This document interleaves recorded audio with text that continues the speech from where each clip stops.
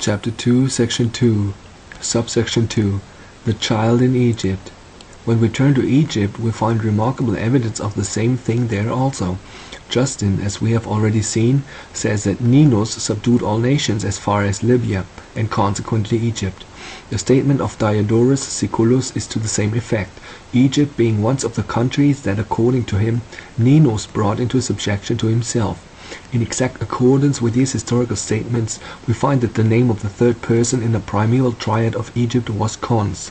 But Khons in Egyptian comes from a word that signifies to chase. Therefore, the name of Khons, the son of Maut, the goddess mother, who was adorned in such a way as to identify her with Rhea, the great goddess mother of Chaldea, properly signifies the huntsman, or god of the chase. The distinguishing decoration of Maut was the vulture headdress. Now the name of Rhea in one of its meanings signifies a vulture. As Khons stands in the very same relation to the Egyptian Maut as Ninus does to Rhea, how does this title of the huntsman identify the Egyptian god with Nimrod?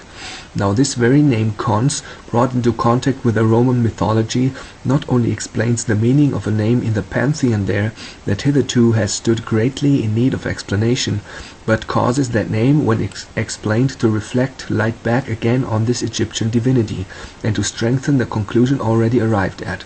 The name to which I refer is the name of the Latin god Consus, who was in one aspect identified with Neptune, but who was also regarded as the god of hidden counsels, or the concealer of secrets, who was looked up to as the patron of horsemanship, and was said to have produced the horse. Who could be the god of hidden counsels or the concealer of secrets but Saturn, the god of the mysteries, and whose name, as used at Rome, signified the hidden one? The father of Khons, or Ohonzo as he was also called, that is Amun, was, as we are told by Plutarch, known as the hidden god, and as father and son in the same triad have ordinarily a correspondence of character, this shows that Khons also must have been known in the very same character of Saturn, the hidden one. If the Latin Consus then thus exactly agreed with the Egyptian Khons as the god of mysteries or hidden counsels, can there be any doubt that Khons, the huntsman, also agreed with the same Roman divinity as the supposed producer of the horse? Who so likely to get the credit of producing the horse as the great huntsman of Babel, who no doubt enlisted it in the toils of the chase, and by this means must have been signally aided in his conflicts with the wild beasts of the forest? In this connection, let the reader call to mind that fabulous creature, that centaur, half man, half horse, that figures so much in the mythology of Greece. That imaginary creation, as is generally admitted, was intended to commemorate the man who first taught the art of horsemanship. In illustration of the principle that led to the making of the image of the centaurs, the following passage may be given from Prescott's Mexico as showing the feelings of the Mexicans on first seeing a man on horseback.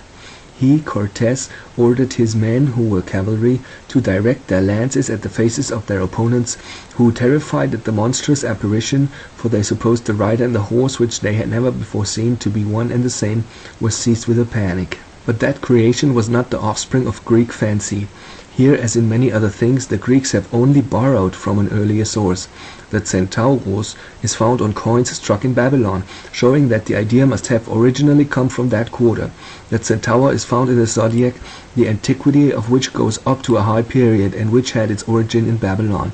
The Centaurus was represented, as we are expressly assured by Berosus, the Babylonian historian, in the Temple of Babylon, and his language would seem to show that so also it had been in primeval times. The Greeks did themselves admit this antiquity and derivation of the Centaurus, for though Ixion was commonly represented as the father of the Centaur, yet they also acknowledged that the primitive Centaurus was the same as Kronos, or Saturn, the father of the gods. Compare Scholiast in Lysophron, Bryant. The Scholiast says that Chiron was the son of Centaurus, that is, Kronos. If anyone objects that, as Chiron is said to have lived in the time of the Trojan War, this shows that his father Kronos could not be the father of gods and men. Xenophon answers by saying that Kronos was the brother of Jupiter, in his book De Venatione. But we have seen that Kronos was the first king of Babylon, or Nimrod. Consequently, the first centaur was the same. Now the way in which the centaur was represented on the Babylonian coins and in the zodiac, viewed in this light, is very striking. The centaurus was the same as the sign Sagittarius or the archer.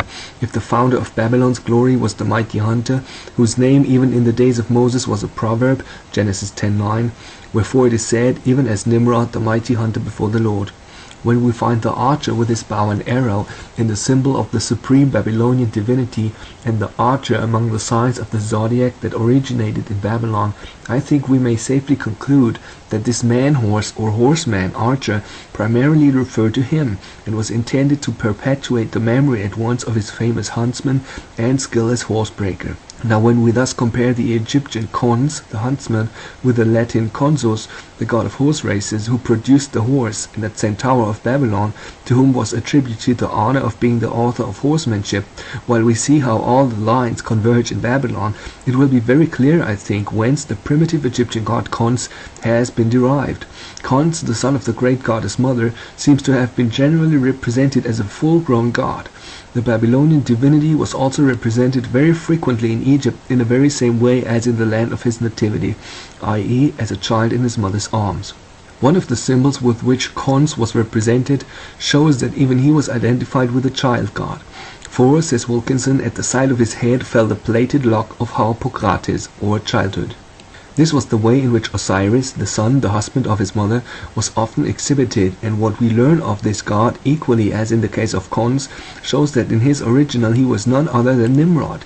It is admitted that the secret system of Freemasonry was originally founded on the mysteries of the Egyptian Isis, the goddess mother or wife of Osiris. But what could have led to the union of a Masonic body with these mysteries had they not had particular reference to architecture, and had the god who was worshipped in them not been celebrated for this success in perfecting the arts of fortification and building? Now, if such were the case, considering the relation in which, as we have already seen, Egypt stood to Babylon, who would naturally be looked up to there as the great patron of the Masonic art? The strong presumption is that Nimrod must have been the man. He was the first that gained fame in this way.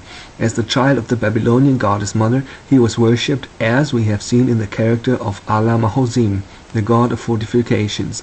Osiris, in like manner, the child of the Egyptian Madonna, was equally celebrated as the strong chief of the buildings.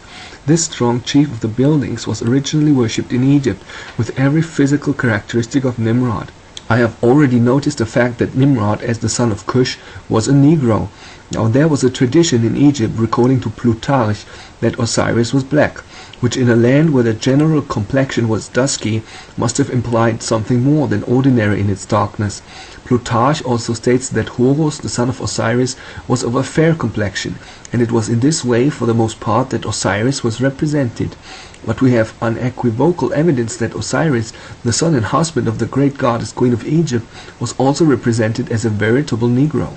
In Wilkinson may be found a representation of him with the unmistakable features of the genuine Cushite or Negro.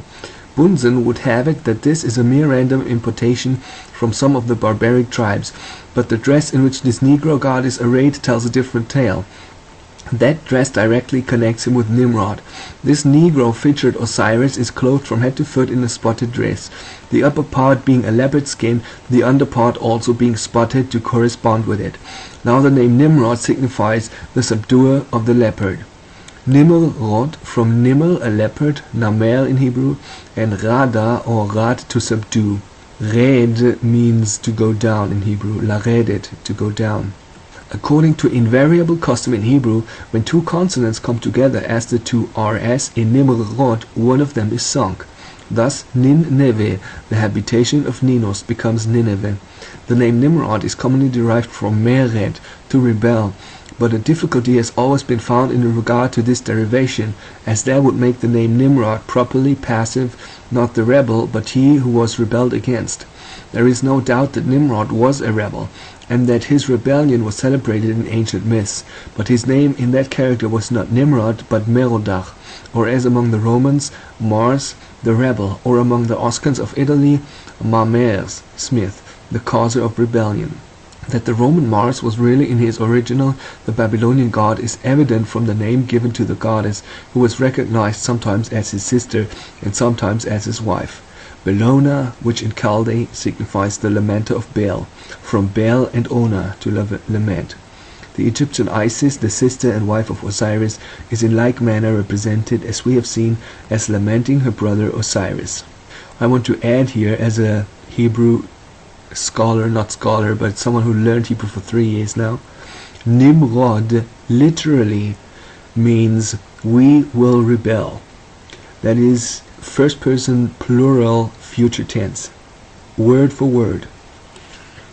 This name seems to imply that as Nimrod had gained fame by subduing the horse and so making use of it in the chase, so his fame as a huntsman rested mainly on this, that he found out the art of making the leopard aid him in hunting the other wild beasts.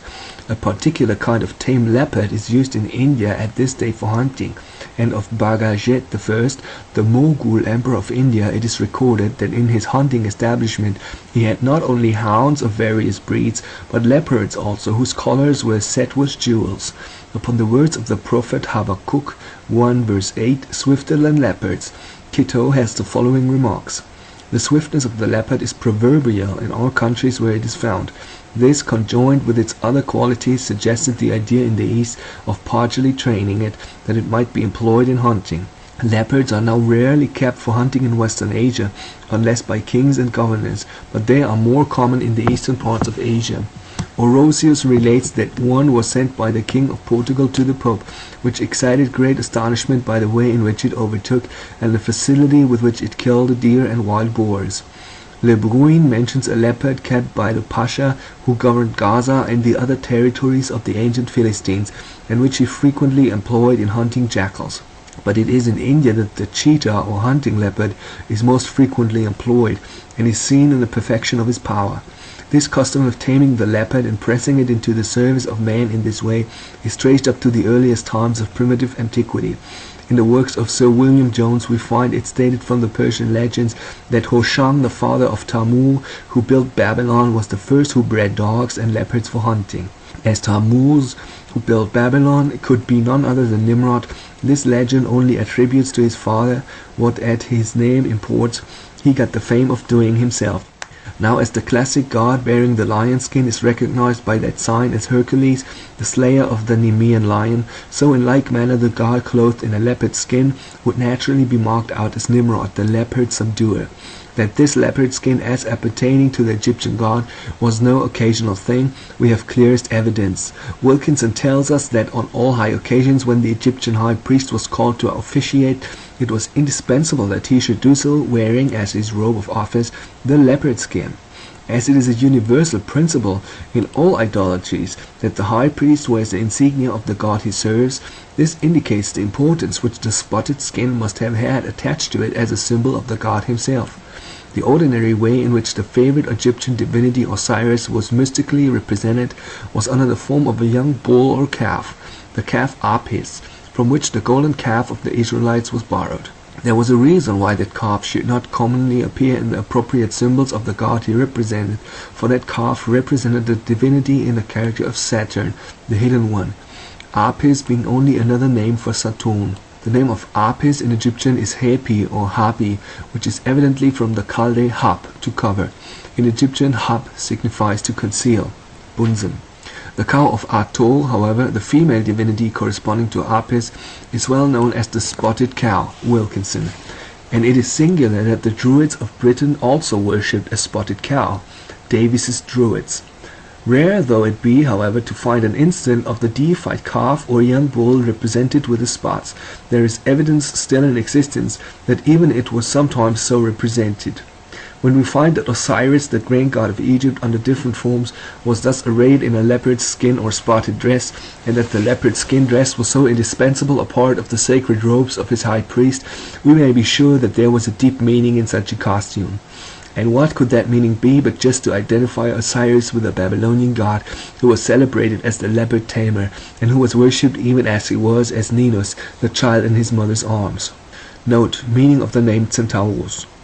The ordinary classical derivation of this name gives little satisfaction, for even though it could be derived from words that signify bull killer, and the derivation itself is but lame, such a meaning casts no light at all on the history of the centaur. Take it as a Chaldee word, and it will be seen at once that the whole history of the primitive Centaurus entirely agrees with the history of Nimrod, with whom we have already identified him. Centaurus is evidently derived from Cain, a priest, and Tor, to go round. Cain Tor, therefore, is priest of the revolver, that is, of the sun, which to appearance makes a daily revolution round the earth. The name for a priest, as written, is just KHN, and the vowel is applied according to the different dialects of those who pronounce it, so as to make it either Kon, Khan, or Cain. Tor, the revolver, as applied to the sun, is evidently just another name for the Greek Zen or Zan applied to Jupiter, as identified with the sun, which signifies the encircler or encompasser. The very word from which comes our own word sun, which in Anglo-Saxon was sunnah, and of which we find distinct traces in Egypt in the term SNNU, as applied to the sun's orbit. The Hebrew zon or zavon, to encircle, from which these words come, in Chaldee becomes don or davon, and thus we penetrate the meaning of the name given by the Boeotians to the mighty hunter Orion. That name was Kandaon, as appears from the following words of the scholiast on Lysophron, quoted in Bryant. Orion, whom the Boeotians call also Kandaon. Kandaon, then, and Cain Tor were just different names for the same office, the one meaning priest of the encircler, the other priest of the revolver, titles evidently equivalent to that of Baal Khan, or the priest of Baal, or the sun, which there can be no doubt was the distinguishing title of Nimrod. As the title of Centaurus thus exactly agrees with the known position of Nimrod, so the history of the father of the Centaurs does the same. We have seen already that though Ixion was by the Greeks made the father of that mythical race, even they themselves admitted that the Centaurs had a much higher origin, and consequently that Ixion, which seems to be a Grecian name, had taken the place of an earlier name according to that propensity particularly noticed by Salverti, which has often led mankind to apply to personages known in one time and one country myths which they have borrowed from another country and an earlier epoch. That this only be admitted to be the case here, that only the name of Ixion be removed, and it will be seen that all that is said of the father of the Centaur, or horsemen archers, applies exactly to Nimrod, as represented by the different myths that refer to the first progenitor of these Centaurs. First then, Centaurus is represented as having been taken up to heaven, that is, and having been highly exalted through special favor of heaven. Then in that state of exaltation he is said to have fallen in love with Nephili, who passed under the name of Juno, the Queen of Heaven. The story here is intentionally confused to mystify the vulgar, and the order of events seems changed, which can easily be accounted for. As Nephili in Greek signifies a cloud, so the offspring of Centaurus are said to have been produced by a cloud. But Nephili, in the language of the country where the fable was originally framed, signified a fallen woman, and it is from that fallen woman, therefore, that the Centaurs are really said to have sprung.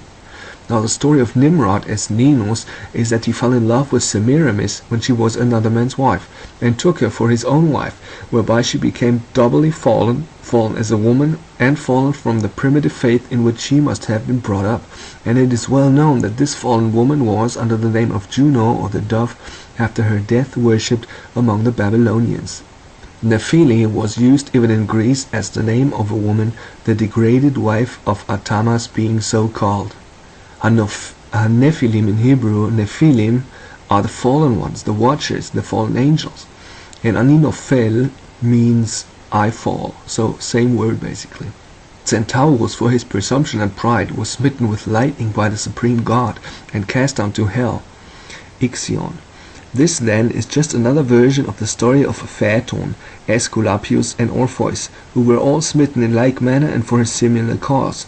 In the infernal world the father of the Centaur is represented as tied by serpents to a wheel which perpetually revolves, and thus makes his punishment eternal. In the serpents there is evidently reference to one of the two emblems of the fire worship of Nimrod. If he introduced the worship of the serpent, as I have endeavored to show, there was poetical justice in making the serpent an instrument of his punishment. Then the revolving wheel very clearly points to the name Centaurus itself, as denoting the priest of the revolving sun. To the worship of the sun in the character of the revolver there was a very distinct allusion, not only in the circle which, among the pagans, was the emblem of the sun god, and the blazing wheel with which he was so frequently represented, but in the circular dances of the Bacchanalia. Hence the phrase Bassaridum rotator evan, the wheeling heaven of the Bacchantes. Hence also the circular dances of the Druids, as referred to in the following quotation from the Druidic song: "Ruddy was the sea beach, whilst the circular revelation was performed by the attendants and the white bands in graceful extravagance." That this circular dance among the pagan idolaters really had reference to the circuit of the sun, we find from the distinct statement of Lucian in his treatise on dancing, where, speaking of the circular dance of the ancient Eastern nations, he says, "With express reference to the sun god, it consisted in a dance imitating this god." We see then here a very specific reason for the circular dance of the Bacchae, and for the ever-revolving wheel of the great Centaurus in the infernal regions.